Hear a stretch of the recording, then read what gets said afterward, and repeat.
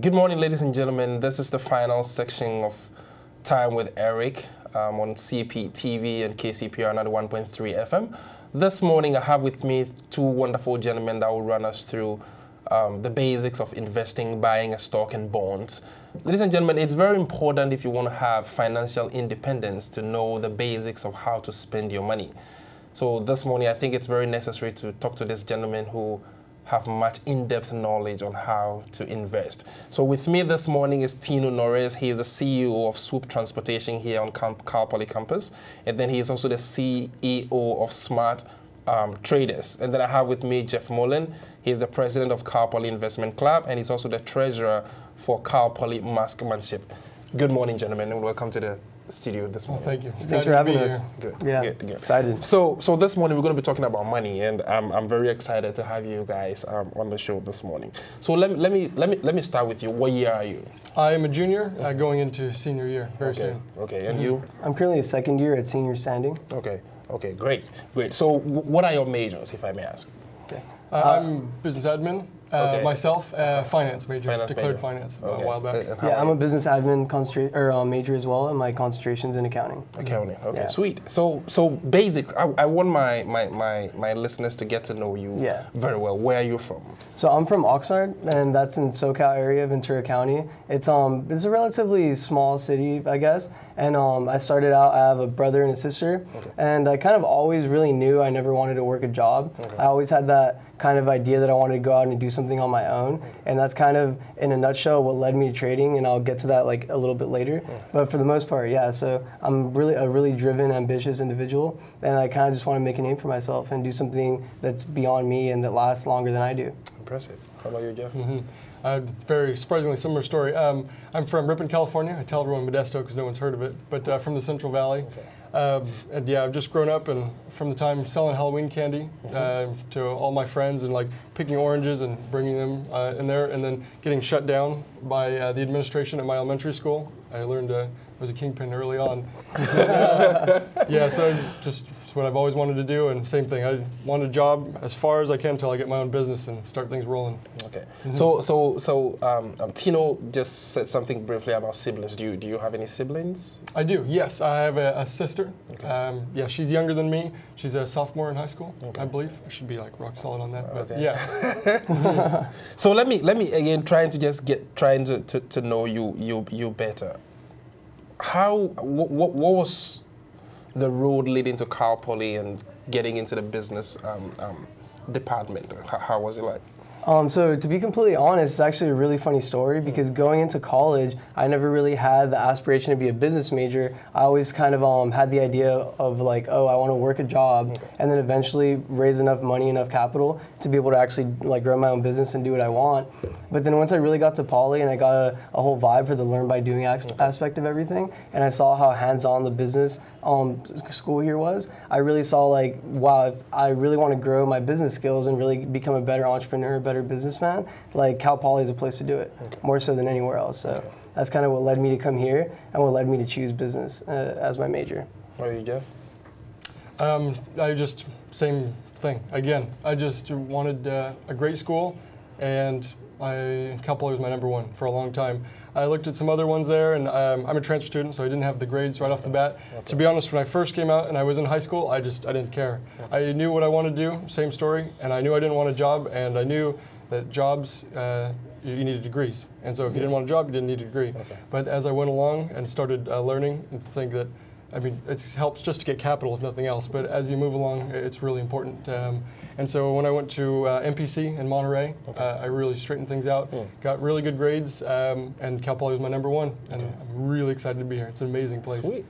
You know, you guys' story is just similar to mine. I mean, at a very early age, I realized that I don't see myself working for somebody. If anything, I want to run my own business. So it's exciting hearing you guys echoing those same sentiments that I've had. So far in Cal Poly, how has it been like? You were transferred just like me. How has it been like for both of you? I'll start with you. How has it been like so far?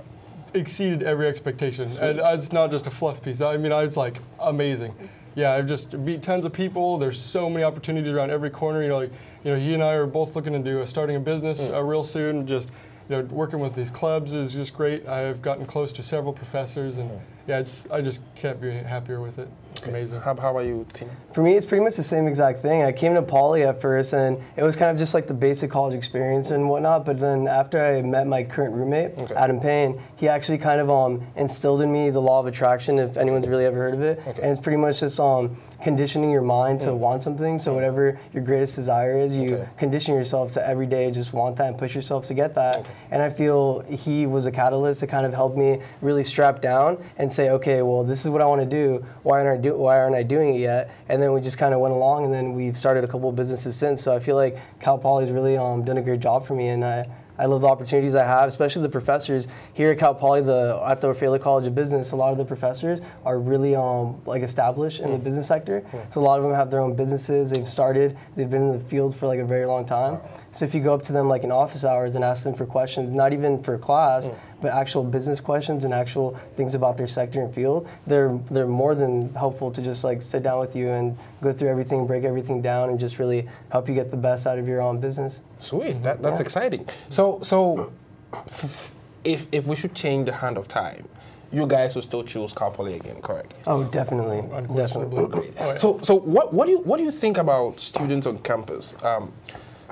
I get a chance to speak to some of them, and you realize that some of them don't really have the concept of financial independence, or even if they do, they seriously do not know how to go about it, or they think that the only way to be successful is just, like you said, getting a degree and looking for a job. What are you guys' take on that? So pretty much the way I look at it is there's obviously nothing wrong with the job. The way I look at success is whatever you want to do, whatever your dreams are, your aspirations, that's your goal, that's your vision of success. So once you reach that goal, whether it be a teacher, whatever it may be, that's successful in my opinion. But regardless, people need financial independence. They need to know how to manage money in order to just be financially stable, because you could have a really kind of low-paying job and know how to manage your money very well and know how to invest and trade and make a really great living for yourself while doing what you love. So I feel like it's really important to gather even just a fundamental understanding of what investing and trading really is, because having your money work for you is really, it's a really powerful thing. Leverage is honestly the most important thing, not just in business, but in just life in general. Okay, do you want to respond to that? Yeah, I would just add on to there. Completely agree with all that. And it's really, as you said, jobs real important, and you can just use your capital wisely and go a long way. So if you have a decent paying job and you're investing wisely, even if you're self-taught, you're going to be doing leagues better than someone who has, the 100,000, 200,000 K job, who's just living life, right on the edge. And as soon as they lose that job, they have no income in the bank yet, and then they're on the street, begging for change within the week. Yeah, it just goes a long way. So let's start getting deep into investment and money. Why should I not keep my money in the bank? I mean, because I've heard that. Why should you keep your money in the bank when you can invest that? How do you convince someone like me to not keep my money in the bank, but rather do something else with it? Really simply, you get a 0.01% interest rate, which is what I'm getting on my savings account, and inflation. So inflation is just going to be continually eroding all the money that you have sitting in there. And with some of these new alternatives that are really low cost, really easy to use, like ETFs, which we'll probably get into later on. The know-how is far reduced, based on picking your own individual stocks, and returns are infinitely more than savings. Where even if you're matching inflation, you're going to be doing a lot better than if you're continually losing money. Okay. Do you want to respond? Yeah, the way I look at it, one of my most important concepts and my most one of my favorite terms is leverage.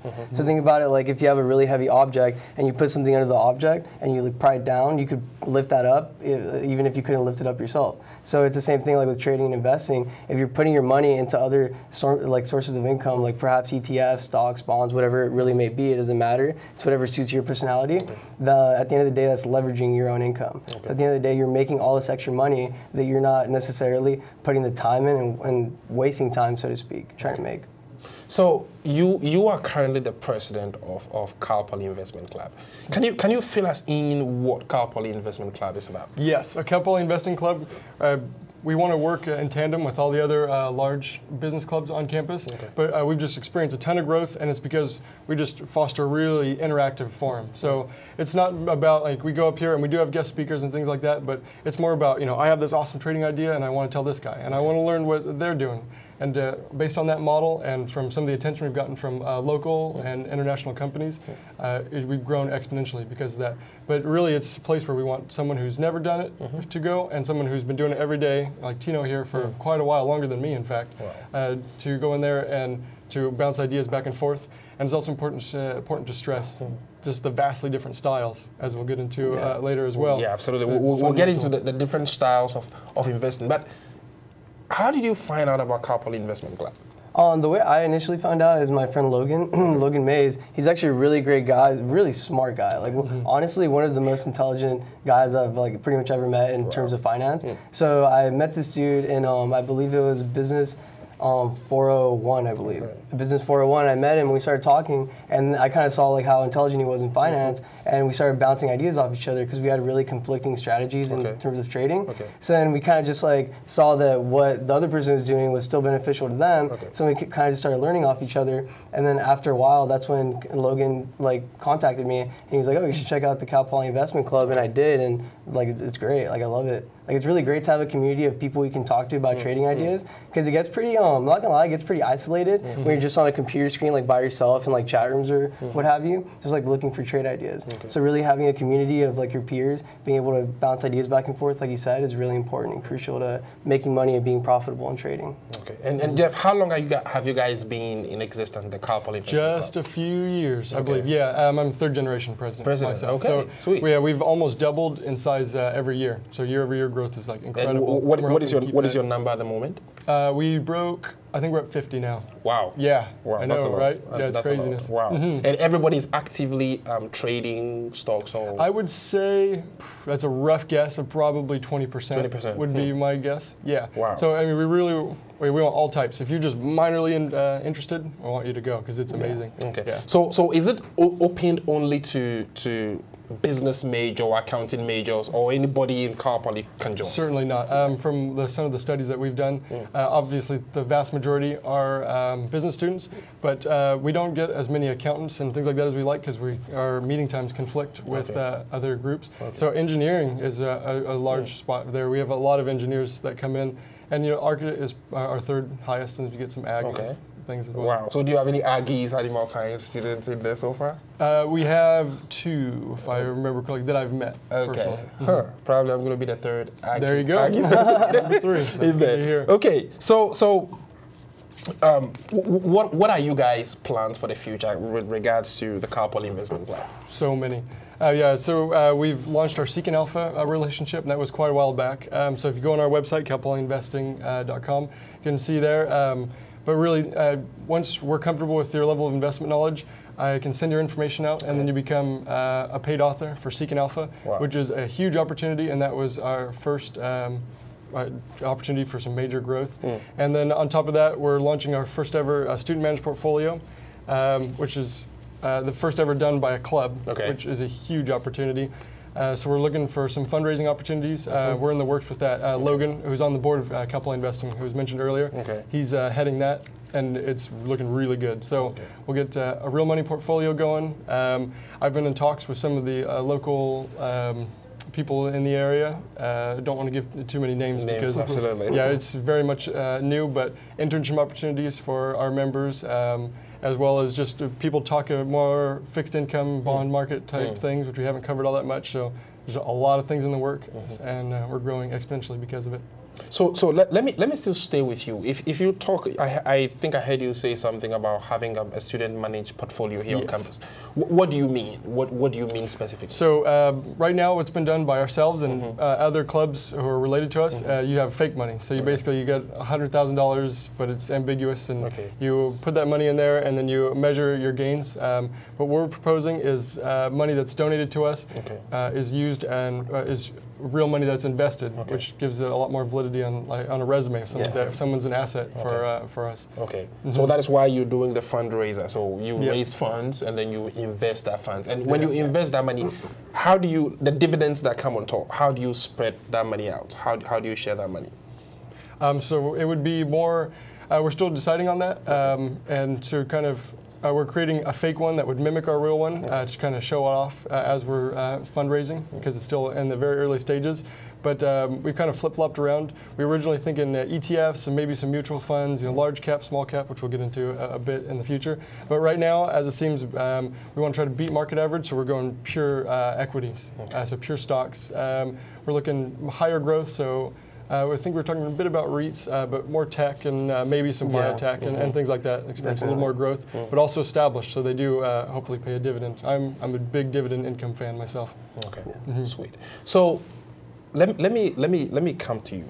How did this whole thing about getting into investing, buying stocks and trading, how did it start for you? It's actually a really funny story. You mentioned that actually. I have some aunts that live in Orange County, and they live near Newport Beach. And I remember ever since I was little, they would take me to Balboa Island, which is a particular island in Newport Beach where there's a lot of like multi-million-dollar properties. Kobe Bryant, Jack Nicholson, like you name it, a lot of famous people live there. So I remember, I think I was 14 at the time, about 14, and I remember going on this little ferry ride, and it just takes you around the island, and they narrate the entire process, and the whole time they're just saying like, oh, so-and-so lives here, so-and-so lives here, that house is worth 20 million, 30 million, whatever it may be. So I remember I was 14 years old, and yeah, the houses look cool, so I was like, okay, yeah, they look really cool. But then I remember seeing the CEO of Google. He was sitting on top of his yacht, and he was sitting there with his kids and his family. And I remember just looking at that and thinking, all right, it's one thing to see a house, to see a huge house, but it's another thing to see a person that's flesh and blood and bones and exactly the same as me, sitting on a yacht in that position. So it's that moment when something just like clicked in my head and just made me think like, wow, why can't I be there? If that person literally is the exact same thing as me, like flesh and blood, like same species, like why can't I do something just as great and do something that's just like that much bigger than I am? So then right after that, I didn't know what I was gonna do. I just thought, oh, I'm gonna get rich. Like somehow I'm gonna get rich. Like I didn't know about trading, I didn't know investing, I didn't know anything. So then I just thought, all right, well, first things first, I'm just gonna start reading. So I'd get my mom to drop me off at Barnes & Noble, and I'd just sit there for hours upon hours upon hours, just sifting through books, trying to find the perfect book on how to get rich. And then that's what led me to Think and Grow Rich, which is a book by Napoleon Hill, which is one of my favorite books of all time. I've read it dozens of times. And this book kind of pretty much instilled in me the mindset that I have today, which is whatever you want, just go for it and just keep on going, keep on learning, keep on learning. And then after that, that's kind of where I eventually found stocks, and then I applied that same mindset to stocks, and then it's just, the rest is history. Wow, So you credit all of this thing to your aunties that took you to what is the name of the island again? Balboa Island. Wow. Yeah, Newport Beach. And since then, you've never given up? Never. Wow. Yeah, Wow. I just had a mindset the whole time that if someone else can have that, then I can have that. Something just clicked in my head that day. Wow. And especially after reading that book just made it so every morning, like I wrote out like a particular list of my goals and what I wanted to do and what every day I was going to do in order to get to those goals. I would put it next to my bed and just read it every morning when I got up. Wow. Just to make sure every morning, like I never forgot that same mindset that I had when I was on the ferry when I was 14. Wow.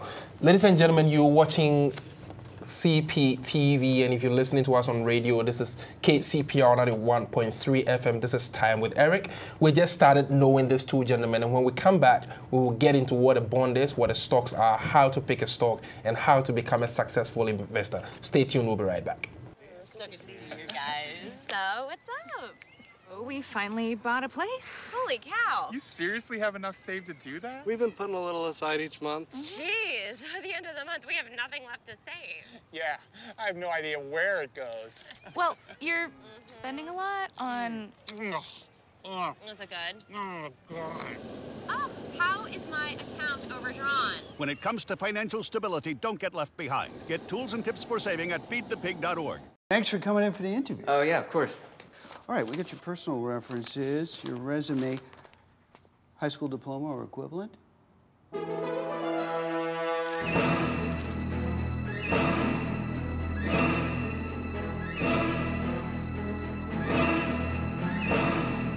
Skip the drama. Get your diploma. Yes, it's right there. Great. Take that first step towards a better future. Find free adult education classes at finishyourdiploma.org. As an American, it's hard to hear that we have a serious hunger issue in our country. And as a parent, it's even harder to hear that 1 in 5 of our kids struggles with hunger, especially when billions of pounds of good food are wasted every year. Feeding America is a nationwide network of food banks that helps provide billions of meals to families in need right in your community. Visit feedingamerica.org to support Feeding America and your local food bank. Together we can solve hunger. Together, we're feeding America. They told me a bottle couldn't dream. That I would never become a superhero.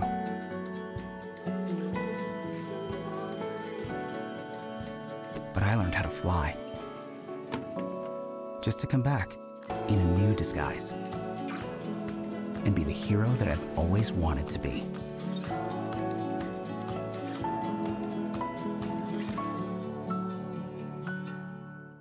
Welcome back, viewers. If you're watching us, this is CPTV, and if you're listening to us on radio, this is CPR 91.3 FM, and this is Time with Eric, a show designed to bring you the information you need to succeed as a student. And this morning, we're talking about money. Money is the only thing that gets you the place you want to be. So this morning, I have with me Jeff Moulyn, and then I have Tino Narez. We're talking about how to get started in investing. And before we went on a break, I was asking him how he got into investing, what his story is. What is your story?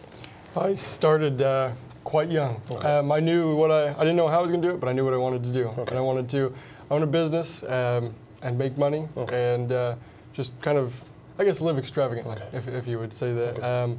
But yeah, I started off reading books. My favorite book ever is called Rich Dad Poor Dad by Robert Kiyosaki. Okay. Amazing book. Okay.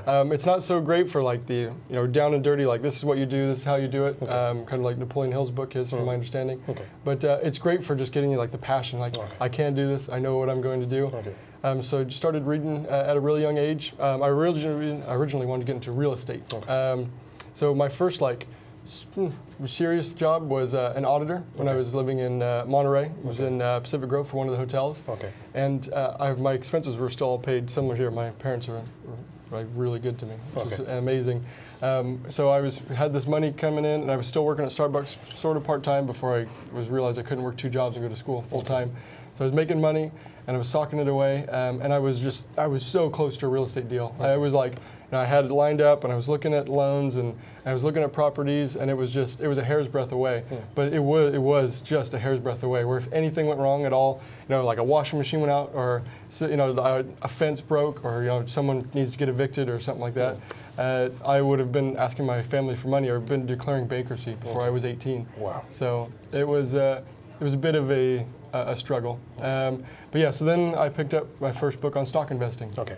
And I take a lot of influence from Benjamin Graham, Warren Buffett. So that's where the difference in styles comes in. It's really profound. Okay. So what I do is more called fundamental investing, and more specifically value investing. Okay. So look more in the long-term prospects of stocks and equities and things like that. And so I've just been kind of putting that money that was in savings, earmarked for real estate, and I've been using that for stocks, and I've never looked back, and it's just become an addiction. It's just great. Sweet. Thank you very much. So how long have you been investing? How long have you been in the business of investing? So I first started a custodial account with my dad when I was like 14 and a half-ish. Okay. And what that is pretty much is you go through a broker, and this is like the intermediary that helps you buy and sell stocks. So they're the ones that facilitate that process. And if you have a parent sign for you can make an account if you're under 18.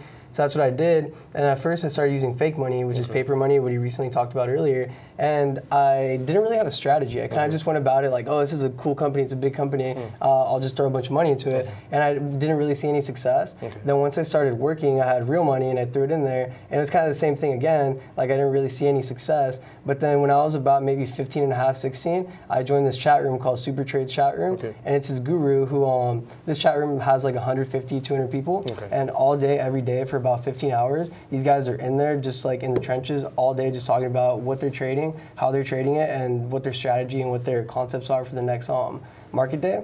So going into there, like I felt like a small fish in a big pond. Like I was really intimidated. I was like, wow, these guys are just like literally millionaires. Like some of these guys are making like $20,000, $30,000, $40,000 a week. Wow. And like verifying their profits, and they were all there. And I was just like, wow, this is insane. Wow. And then after market close, I would just ask them questions, like question.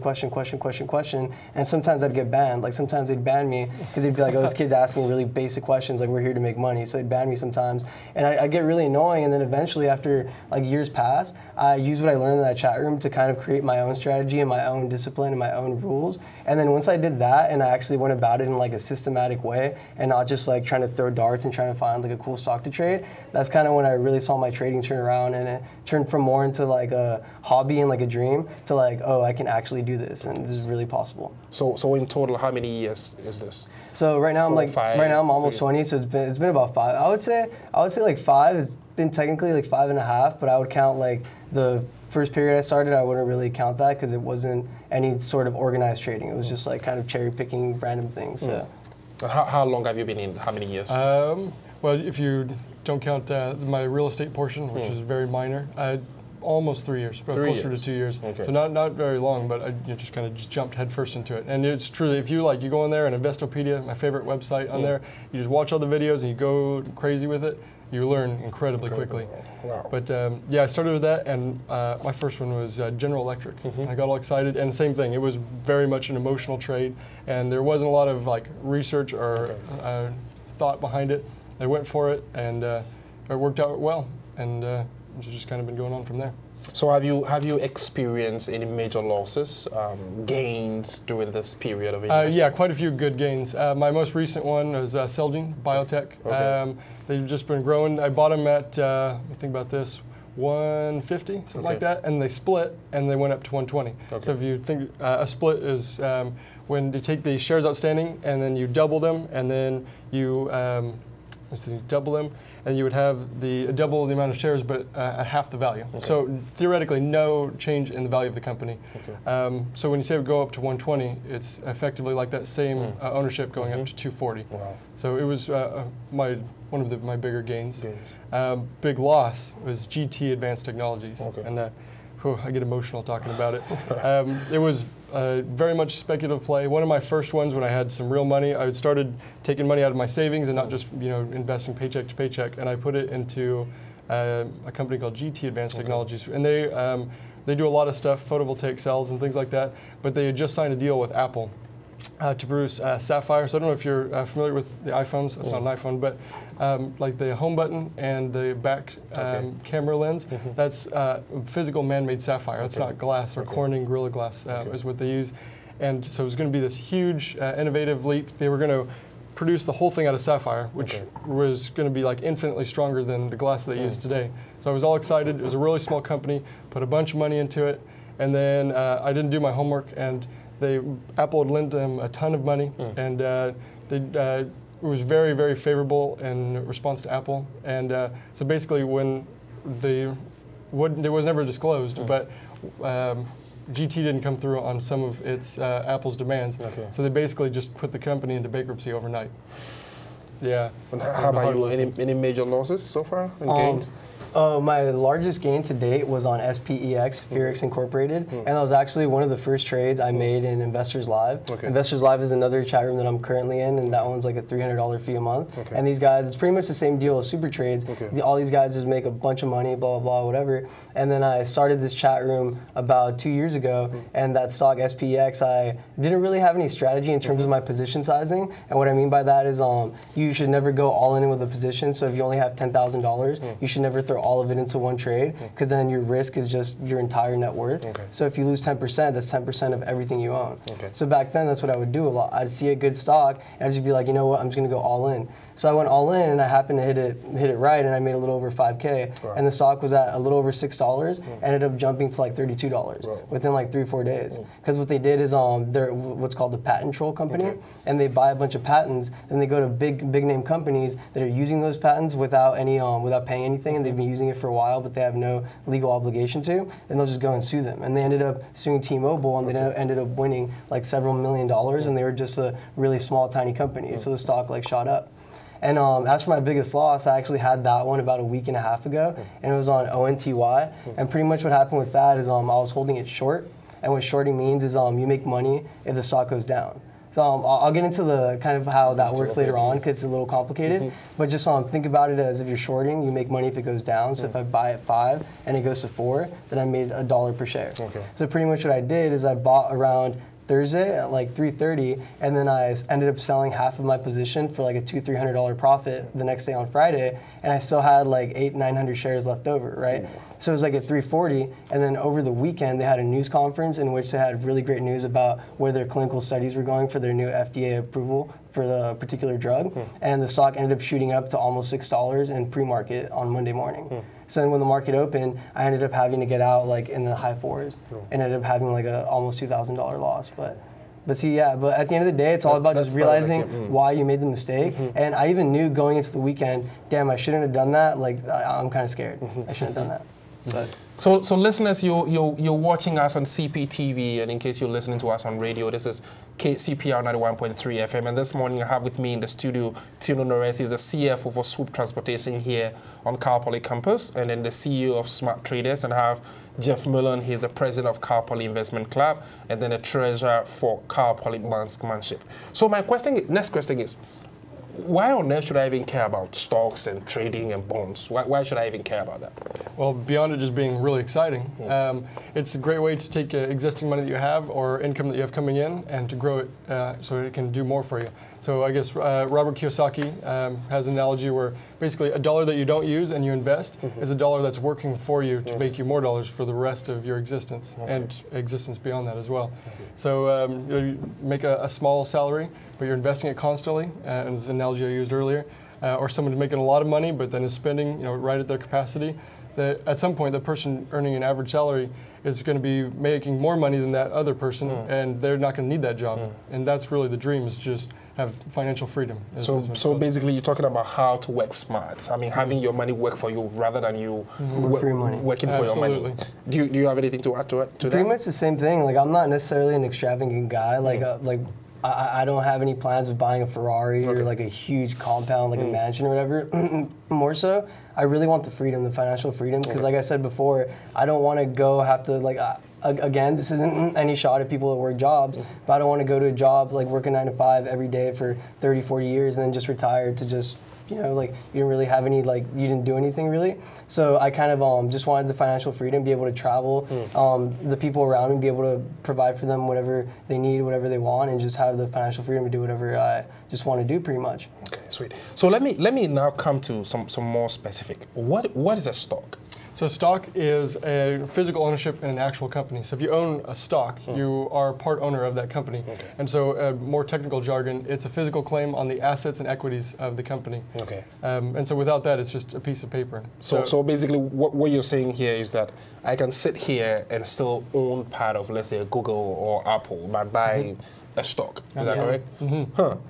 Sweet. And what are you guys' thoughts on the current stock market and trading in general? What are your thoughts on that? So here's the thing. A lot of people always tell me like, oh, what are you going to do once the stock market crashes? Or what are you going to do if there's a huge decline in the market? Or all these different scenarios. But at the end of the day, there's one key word, and that's volatility. Pretty much what that is how much a stock moves. So whether it be 5% up, 5% down, that's volatility. You know what I mean? So it's pretty much the absolute value of how much a stock moves. So all you really need to make money in the stock market is just volatility. Like, whether the market's going down or whether the overall market's going up, you can go long, so you can buy stocks like if the market's emerging, and you can short stocks if the market's going downward. So you can really make money on both sides of the trade. So the way I look at it, like, it really doesn't like necessarily matter what the market's doing as long as there's volatility and there's movement in the stocks. And right now in particular, a lot of bio stocks, like a lot of really small cap, which what market cap is, I digress.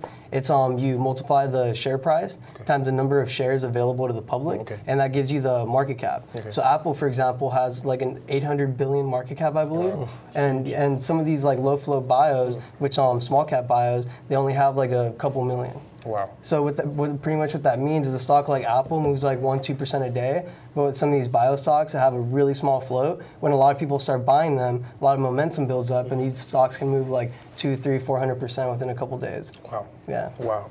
How about you? What's your thought on the current stock? So this is probably a good time to mention our very, very differing styles of investing. So he's, correct me if I'm wrong here, a technical analyst, meaning that he follows the charts and price of the stock. So not necessarily the company, but what the physical market is doing to the price of a company.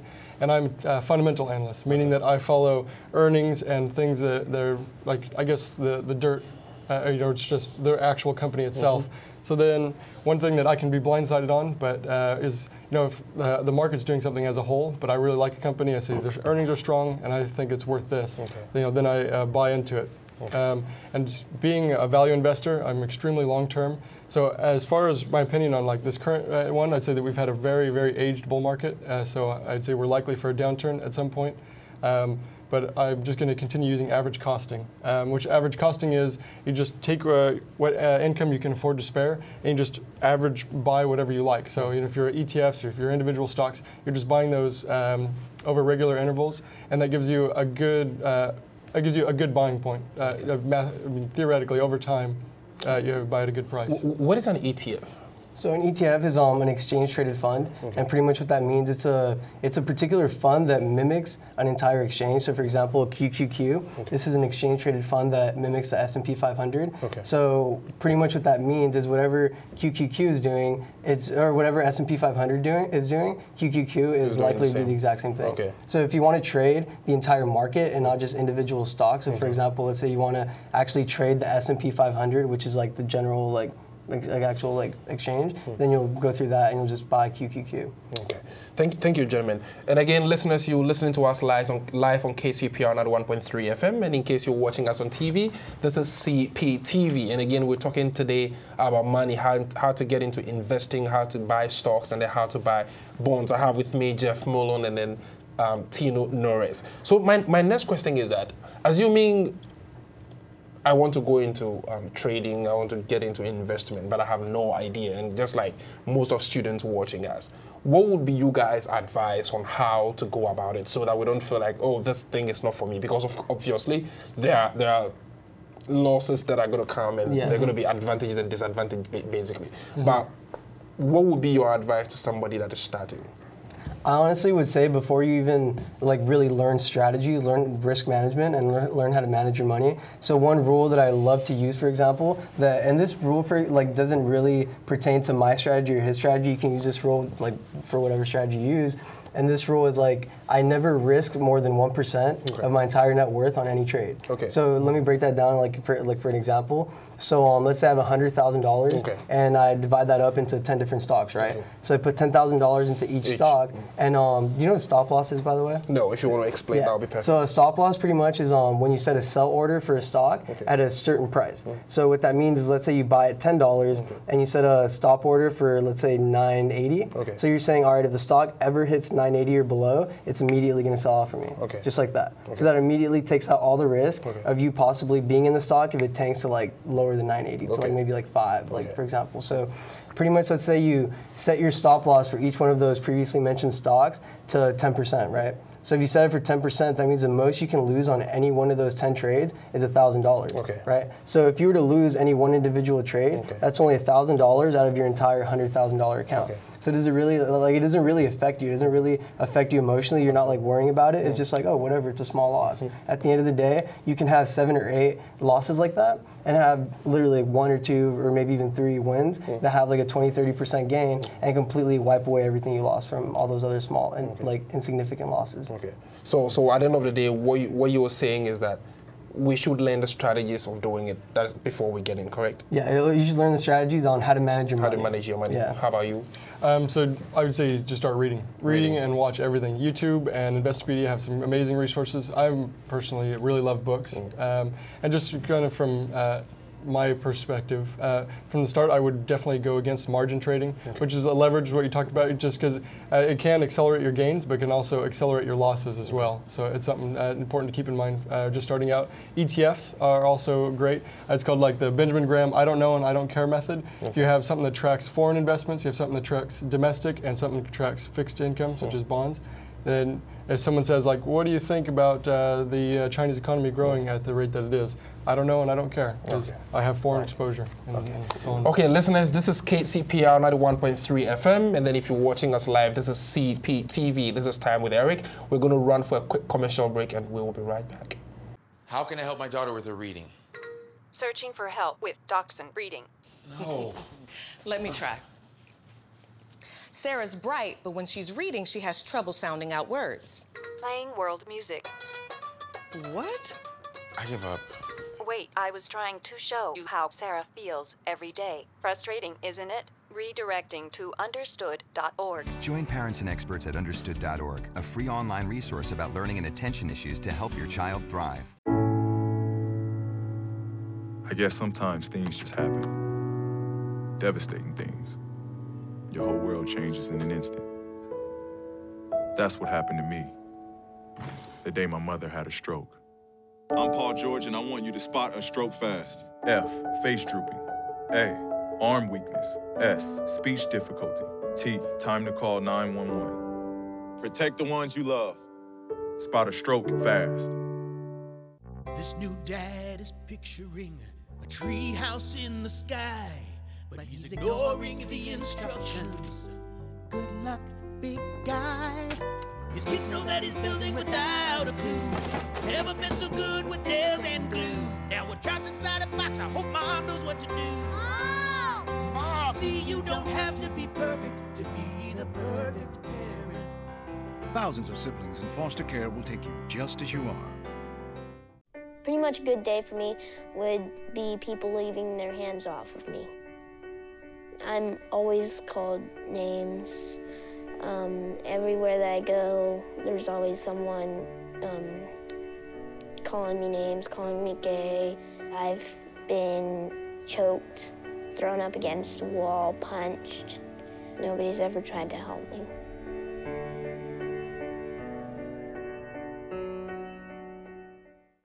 Welcome back, viewers. This is CPTV, and in case you're listening to us on radio, this is KCPR 91.3 FM. This is Time with Eric, and this morning I have with me in the studio Jeff and Tino. We're talking about finance, how to get yourself well-rooted in financial issues, how to become financially independent. So my next question to you guys is, what strategies should I be looking at if I want to get into investment? If there are any strategies, what do I have to be looking at if I'm saying that, okay, I want to buy this stock or I want to get into this company? What do I have to look at as an individual? I'll start with you. That is a deep question. Yeah, we could go into that for a long time. But I've looking at different fundamental perspectives. I'm not sure much about technical analysis. You have like momentum trading and income investing and value investing.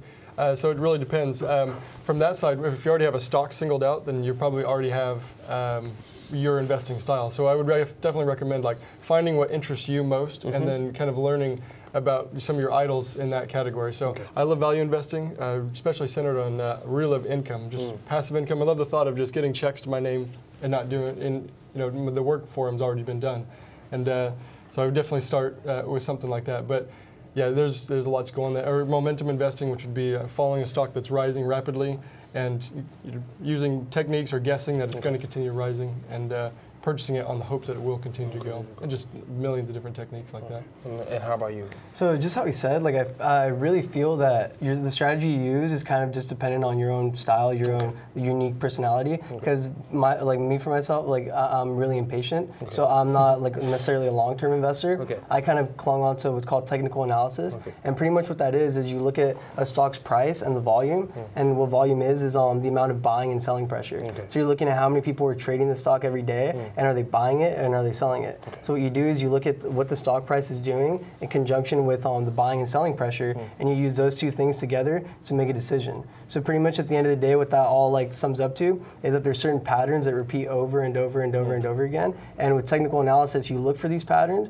and you look for the certain key components that make these patterns confirmed. And then once you trade these patterns, you have a high statistical edge that you're going to come out on top on the trade. And what you do potentially with that is you set a low risk. So for example, if I enter a stock at $10, most likely my risk will be 3 to 1. And what that means is that, let's say my potential reward is, let's say $13, then my risk can't be any lower than $9. So that means I'm risking $1 to potentially make $3 on the trade. Sweet. So here comes this question. So from what I'm understanding, you guys have different styles of trading. Briefly, can you guys tell me what your style is, and then I'll come back to you and see if we can even match those two together, if one can match the two together. How is your style different from his? Kind of like skirted around this a couple times there, but I'm traditionally value investing, but I'm also very much an income investor. So as I said, income investing is just the desire to find stocks with a yield, which is basically if companies that are large enough size and they don't need to dump a lot of money into research and development and things like that. So you're looking at like your Exxon Mobils, your cash cows type things. They will just, they literally just write a check and they give out the additional money from profits to shareholders. And they have an intrinsic benefit in this because generally people who are high up in those companies own lots and lots of shares. So that's why they are also have an incentive to do this.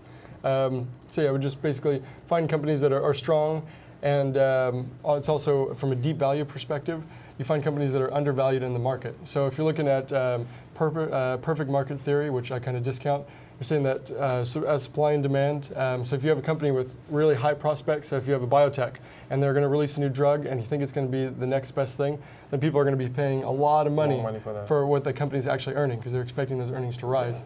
A value investor like myself is going to be looking for companies that have been around for a long time and they're kind of forgotten, like Campbell's Soup. Maybe people are so worried about biotechs that no one's paying any attention to Campbell's Soup, and they've just been churning out a good yield and they're really undervalued, and so you look at some metrics and you think this company's going to pop back up. Maybe we're going to hit a bull or a bear market, excuse me, and then it's going to take a dive and people are going to be looking at companies like that that have been forgotten for several years. How about you? How different is your style from him? So again, like you said previously, like our styles are completely different, but like I said, it really depends on your personality. And my style, I never look at the company almost ever. So usually I just look at strictly the ticker and the chart, and I look at the chart and the buying and selling patterns, and I just try to look for trends. And pretty much with technical analysis, you're trying to look for the flow of money. So if right now in a particular stock there's a lot of buying pressure and a lot of people are buying the stock and it's in a severe uptrend, there will be certain key indicators on the chart that let you know, all right, if the stock falls below here, like this particular point, then it's no longer in an uptrend, and if it goes above here, then it's going to do this, it's going to do that. So you're using all these different little cues and confirmations that are going to give you a statistical advantage to make a decision. So in reality, you really don't know what the company's doing, you're just trading price action just quickly. Once again, listeners, you're listening to us live on KCPR 91.3. This is Time with Eric. And in case you're watching us on TV, this is CPTV. We're talking money, we're talking about investment, how to get yourself into investing, how to be a profitable investor. Gentlemen, my next question to you is, everybody wants to be successful in whatever we do. I mean, in our academics, in our lives, we want to be successful. The point here is, how do one become a profitable investor, if you like? So honestly, it all comes back to your own particular strategy and trading like a business and not like a gambler. Because for example, like with poker, there's a bunch of different types of gamblers. There's the gamblers that go and just kind of throw their money just like half-heartedly and don't really know what they're doing and lose all their money. But then there's also the people that end up at the World Poker Tour year after year after year after year and they win. So obviously there has to be some sort of strategy that people can use to become profitable. And I've seen that really what that is it comes down to what your system is. And what I mean by that is certain rules that you follow to a T. So what I mean by that is, like, if you're just going around trying to pick individual stocks and just saying, okay, I think the stock's going to go up, this stock might go up too, then you're kind of just like guessing in a way. But if you create like a system and you say, okay, well, I'm never going to risk more than this much on a trade. I'm never going to trade these certain setups. I'm never going to trade this. I'm never going to trade that. Stuff like that. It really keeps you in check. So certain times when like your emotions might get ahead of you when the market's kind of like churning, then you really kind of stick to your basics and say, no, I have a plan. I already like know what my plan is going to be, and I'm just going to follow it. It's the same thing. Emotional intelligence is the key. So you look at that and you think like, oh man, this company is just, it's tanked, and you get all excited and you think, I could double, I could triple my money in a month, in a year, who knows? And so you get all excited, but it's really important to develop your technique, your style, and to stick with it. So then maybe you see like here, you want to see a low book value, and you see this company that's skyrocketing and you don't really know why, or maybe you do and you're not sure about its future prospects, but if it violates what you would consider what's essential for your own personal investing style, then it's best to just step away. And so just sorry to cut you in, just a quick one.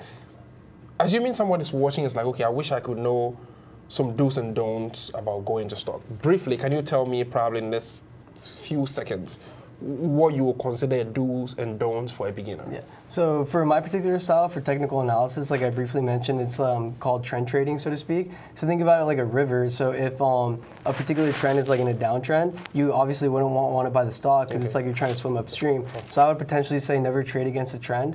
The trend is your friend. So if the stock is moving upwards, you're never going to want to short it. Even if you think, oh, there's something going on with the company to where I would want to short in the future, or right now is not the time because the market doesn't think so. You can't beat the market. The market is going to do whatever it does. So you just have to play it so you're getting every little piece of margin that you can. So that's why it's really important to trade with the trend and follow the flow of money going into the stock. Okay. How different is a bond from stock? Are they the same thing? No, they're completely opposite. So stocks are kind of run because if a company wants to generate some revenue, get some money in for research and development or who knows what, they have two methods primarily. So they could either issue a bond, but the problem with bonds is that they still owe that money to people who purchase those bonds, plus the interest on top of that. So that is a common technique, and it's good for a healthy company will have a good amount of debt, depending on the industry. And then, but equity allows them to just give away ownership of the company and get revenue for that, or to get money coming in for that. So basically, it's on the opposite side of the balance sheet. Bonds are debt for a company, and assets are held under stocks. So Tino, why should I buy a bond and not a stock, or why should I get into stocks rather than a bond? Again, it all really depends on your own style, because I know a lot of people that make a lot of money trading bonds. I know a lot of people that make money trading futures, for example, which is another derivative security. And I myself like stocks because it's really easy to manage the risk in terms of like your sell orders, like stop losses, how I recently mentioned, whereas it's a little bit harder with like options, futures, etc. So with stocks, it's really easy to manage your risk, and like I previously said as well, there's a lot of volatility. So there's enough volatility for you to make money off whichever way a stock moves, and there's also enough like liquidity. So there's enough people out there that'll buy your stock and buy whatever you're selling, or sell you whatever you're trying to buy. So that way you can really get in and out at whatever price you want. Okay. Yeah. Sweet. So the final question is, again, like you said, you've explained what the difference is between a bond and a stock. But what again should I look at if I want to say, okay, I want to deal with a bond? What are you asking me to look at before I pick a bond? Or why should I consider company A's bond rather than company B's? It's a whole different bag of tricks dealing with bonds. And so there's different schools of thought and things like that, and then they have ratings, which have to do with like the likelihood that it's going to be paid back, and then but higher risk companies will pay off a higher yield because they need to have the higher yield as an incentive, because if they offered the same amount of money as a company like Exxon that is almost as reliable as U.S. Treasury, then everyone would just buy Exxon instead. But I would say that especially starting out, especially with a low amount of money, you're going to want to look at something that is a portfolio. So you go for a mutual fund. I personally owned an aggressive short-term bond fund, and so I would definitely look into that, because you're looking at probably, I would guess, like 100 grand to like be properly diversified in bonds. But you could do the same diversification, probably even superior, with $1,000 or less if you buy an ETF or a mutual fund that is in bonds. So back to one of the basic reasons why I have you guys in the studio here. Should students pay attention to only the degrees they have? Is like, okay, I'm going to work for, let's say, ExxonMobil, and that is it. Do you think that will give us the financial independence we want as students? I definitely don't believe so. One thing to really point out is that there's nothing wrong with that, obviously, to really want to work a job, because I know a lot of people to where that would really make them happy working their dream job.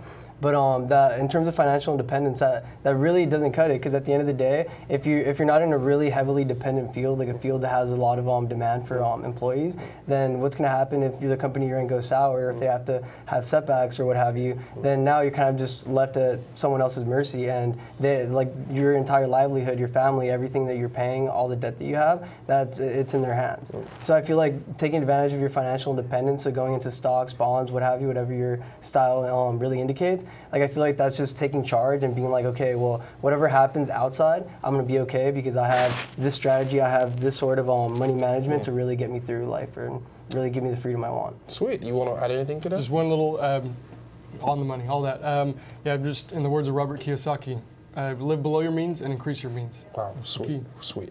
So what else are you guys involved with on campus, if I'll start with you? So I'm involved in 2 projects right now. Okay. One of them is called Smart Trader Bootcamp, and we recently partnered up with Cal Poly Investing Club, and it's just smarttraderbootcamp.com, and what it is right now it's in the works, and it's going to be a really helpful tool for people to learn different versatile strategies in trading stocks. So if they want to learn, for example, technical analysis, or maybe they want to learn the fundamental side of things, they can go there and they can learn both, or they can learn whichever one they prefer. And yeah, so we're pretty much getting that going ahead. And then my other project, which is the main one, primary one I've been working on right now, it's called Swoop Transportation. And what that is, it's an on-campus transportation shuttle system for here at Cal Poly. And we recently just got the okay, and we're signing the contracts and the paperwork and everything on June 15th. So we're really excited about that. And August 1st should be kind of on ballpark when we start testing things out. And in the fall, we should be up and running, and everything should be going smoothly on campus. Sweet. So Swoop Transportation, what basically does it do? So pretty much what it is, it's 8-seater limousine golf carts. And what they do is they have designated stops around campus. So for example, one at the business building, one at PCV, dorms, etc. And they're going to have a scheduled route that they go on every single day. So for example, there'll be one that goes from like Tenaya to the business building or something, and that'll just run all day. So for example, like every hour, it'll hit each stop like 6-7 times. Yeah, and just pick students up and take them at their convenience. Because I know sometimes like, for example, if I'm wearing a suit or if I have a presentation, I don't want to break a sweat walking up a hill. Exactly. It's more for convenience, not necessarily routine. So for that one day that you really need it, not necessarily like, oh, I'm going to use this every day to go to class.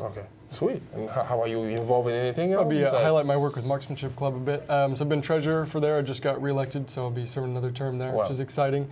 So I've just been working with grants and incoming stuff and doing some basic Excel work with like profit and loss and things like that. But it's really exciting. So if you want to go and shoot, I would highly recommend do that. We meet every other Thursday. We have range nights twice a month, and a whole lot of other stuff. We've got hunting trips, and it's just amazing. You can shoot USPSA, which I've got pictures all over the place. We have a Facebook page that's real popular. You can check that out and shoot competitively. We just had our first collegiate shoot against Santa Barbara, which was a real success. It was unbelievable fun. So I would definitely recommend checking that out if you're curious or if you're an experienced shooter. Sweet. So tell me, somebody wanting to be like you or wanting to be like you, what would be 2 of your books or 3 of your books you would recommend that, okay, if you want to be serious with stocks, investing, and bonds, what books would you recommend? I would say the first one, which isn't like stock or investing related, is Think and Grow Rich. But in a way, it really is investing because it teaches you how to invest in yourself and your mindset and your mentality, which is more important than anything. And so Think and Grow Rich by Napoleon Hill, and then by Stan Weinstein. This book is literally, honestly, I would say the hallmark of my entire strategy of technical analysis. Like if you read this book, you'll completely, like probably 99% grasp technical analysis and what it is. And it's called Secrets to Profiting in Bull and Bear Markets. And what that is, it just goes over trend trading and kind of the theory behind it and the concepts behind it and why it works year after year. Now, this book was written like in the 80s, and all of it still holds true to this day. So it's a really great book. And then another book as well is The Law of Success, which is also by Napoleon Hill. And this book is pretty much a really large version of Think and Grow Rich. It's like 1,000 pages, and it goes really deep into the law of attraction and how to just kind of rewire your brain to just make yourself want to get up and want to do whatever it is you want to do. Because after reading that book, that's kind of what got me to start waking up at 5 to trade and just go to sleep at like midnight. So I would be running off a little amount of sleep, and my motivation was that book. I'd read and just be like, okay, like I'm going to rewire my brain. I'm going to do this. Like, how about you? So I've got just 2 books that I've read lots, but these are my 2 favorites. First one, just to get started, get the passion going, would be Robert Kiyosaki's Rich Dad Poor Dad. And the other one, for more in-depth, intermediate type to advanced investing for value investors, is The Intelligent Investor by Benjamin Graham.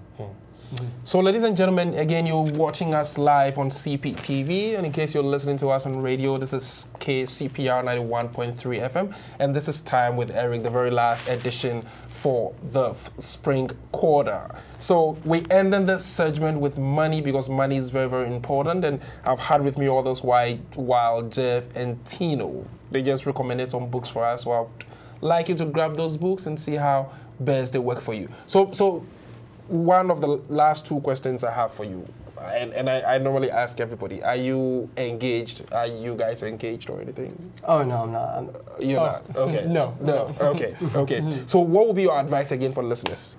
My advice again would just be find something that you really love to do. Okay. Like if you don't like trading, then obviously trading's not going to be for you. Okay. But you find something you really like to do, that you're passionate about, that you just can't put down. And honestly, that's a secret to success, to just being able to do something and just pick up an obsession and just do it and put your all into it. And it's a really great feeling too. Once you see the benefits start to come out and you reap your rewards, it's a really great feeling to know you put in all that work and to something you love, and you're actually seeing something come out of it. How about you?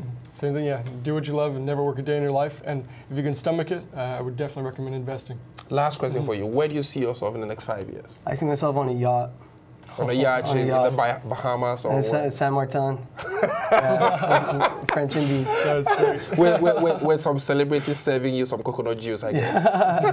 How about you? My time horizon's a bit longer, but I'd say, yeah, I got the Aston coming, I hope. But 5 years, starting my own business, I got a couple of revenue streams going back in my hometown, and envisioning the building with my name on it starting to be built up in Modesto. Gentlemen, thank you very much for coming with me. Listeners, once again, this is CPTV and KCPR 91.3 FM. Thank you all very much for tuning in. And I just want you to know that everything you dream and think about is possible. All you need to do is to find the right information, the right people to give you the guidance you need to succeed. You need to have financial independence if you want to have happiness in this world, because without money, you cannot get anything you want. So please, please, please, everything is possible, and know that immediately you put your mind to it, you can achieve it. Thank you very much. And once again, we'll see you next quarter.